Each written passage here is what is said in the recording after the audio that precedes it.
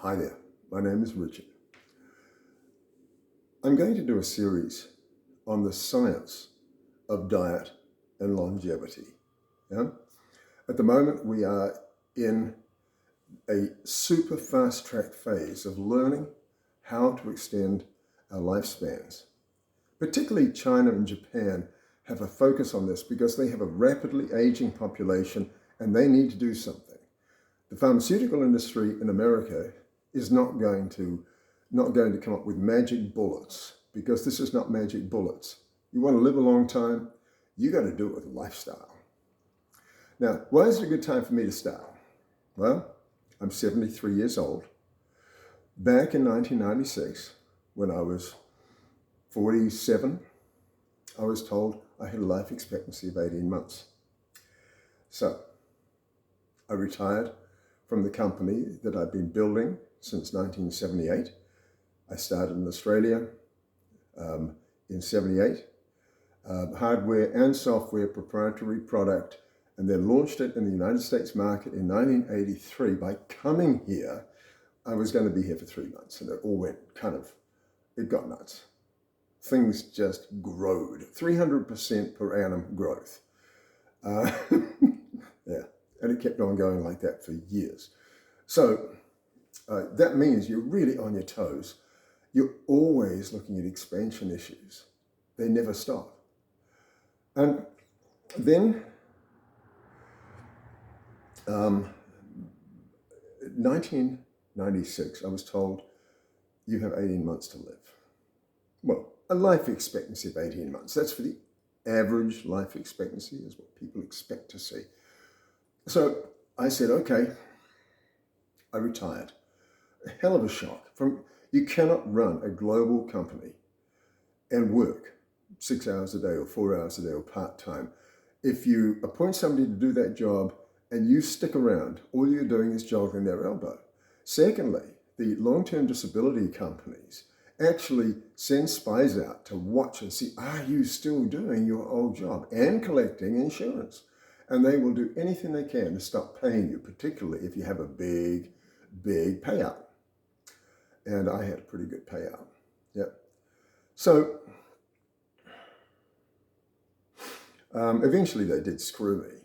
And this is part of the whole health environment in America, that your insurance companies, if you have serious long-term health issues, will find ways of withdrawing support. And when they've reduced you to poverty, suddenly you become a ward of the state and the government takes over. And the government is not charitable. So I have a story to tell about all of that kind of experience. But on the other side of it, in America, if you want to save your life, you're responsible for saving your life. Okay? So 1996, I took that responsibility. I have amongst my friends some of the, let's say, one of them is the Mozart of metabolic chemistry. When I first met him, he was coaching Henry Tauby and Melvin Calvin. Look them up, Nobel laureates, and right in their area of expertise. And I've got some stories there that will blow your doors off, things you've never heard of, that are so revealing about the issues of trying to get anything manufactured or built or whatever in the United States. I take my hat off to Elon Musk, because he's not only theoretically at the top of the game, but he's practically been able to translate it into a global product company. And the people he's hired have helped him do it. Well, the key now is we've got to do that metabolically.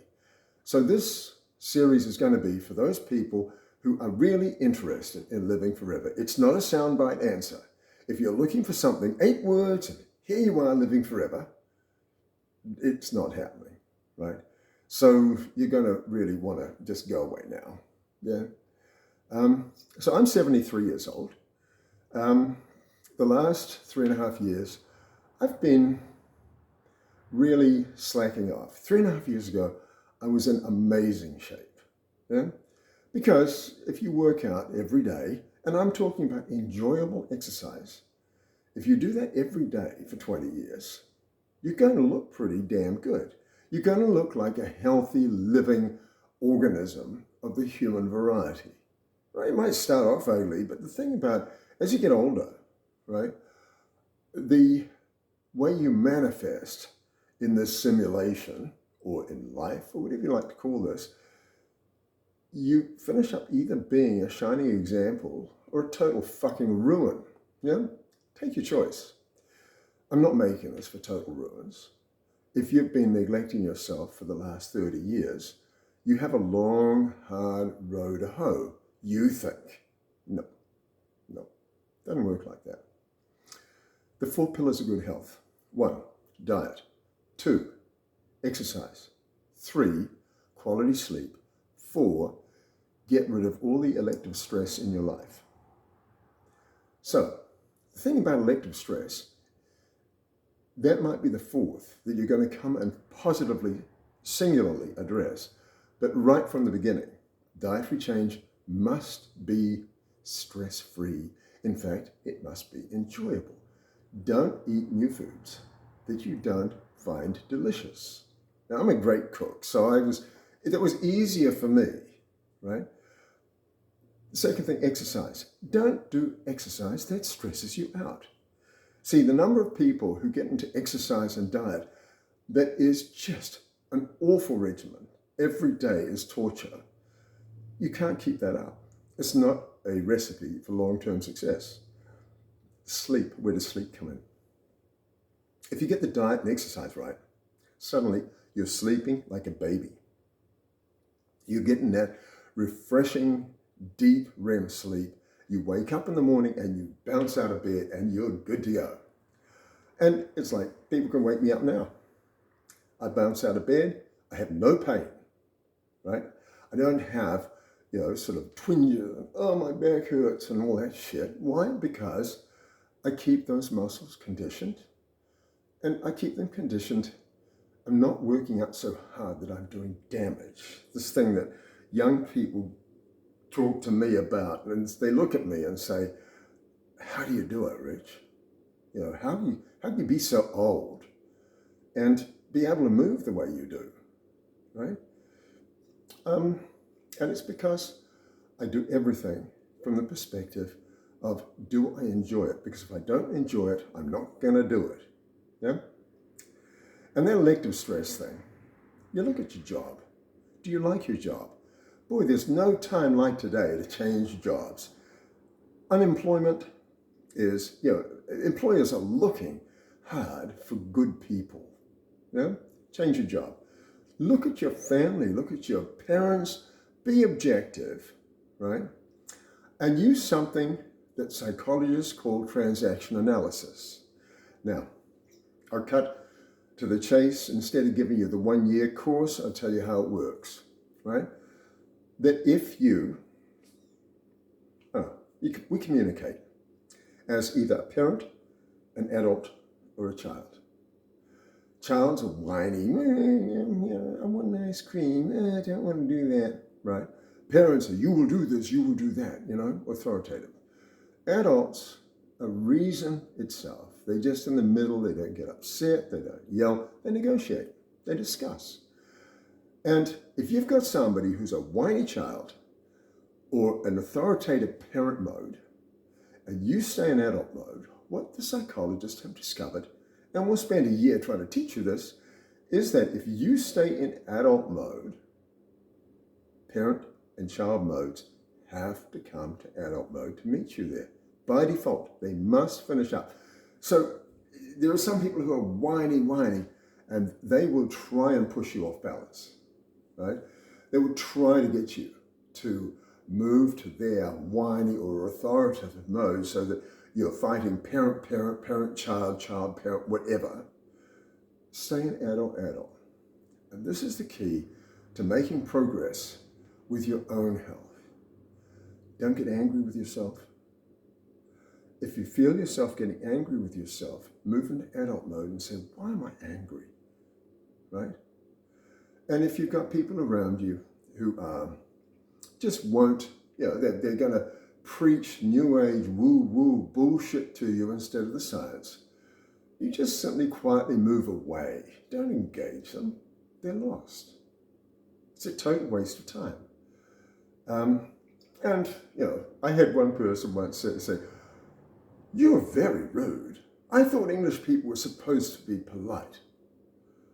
And I said, "Oscar Wilde, a gentleman is never unintentionally rude.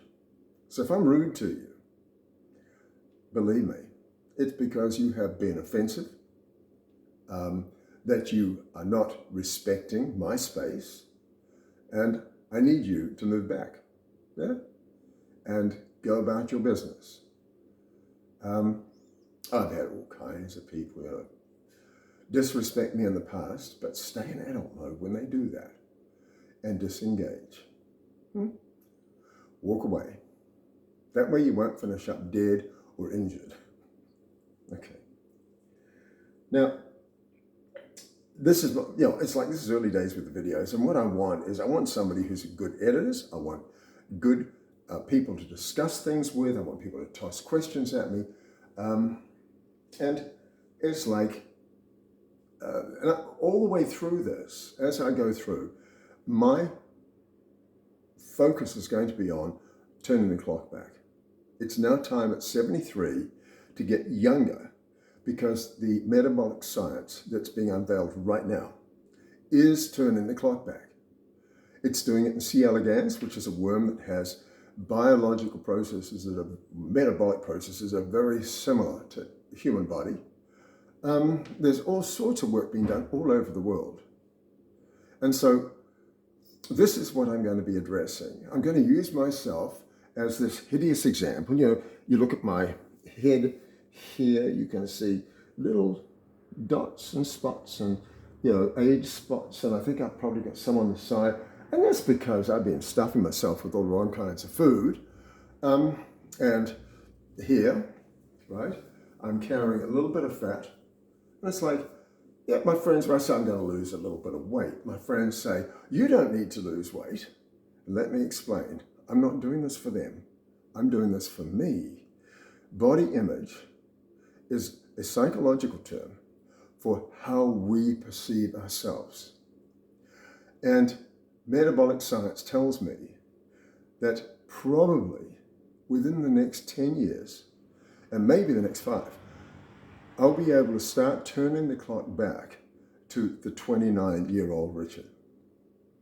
So, if you're not looking at this as a lifestyle journey, where your lifestyle becomes more rewarding, you become healthier, you become fitter, you become stronger, and you work with your doctor as an ally. And if your doctor turns out to be not quite bright enough or up to speed, it tells you you need to go get better professional help. Yeah? So part of this whole process is going to be to decide who are your allies in health and where are you going in the longer term. And with that, that's my first video.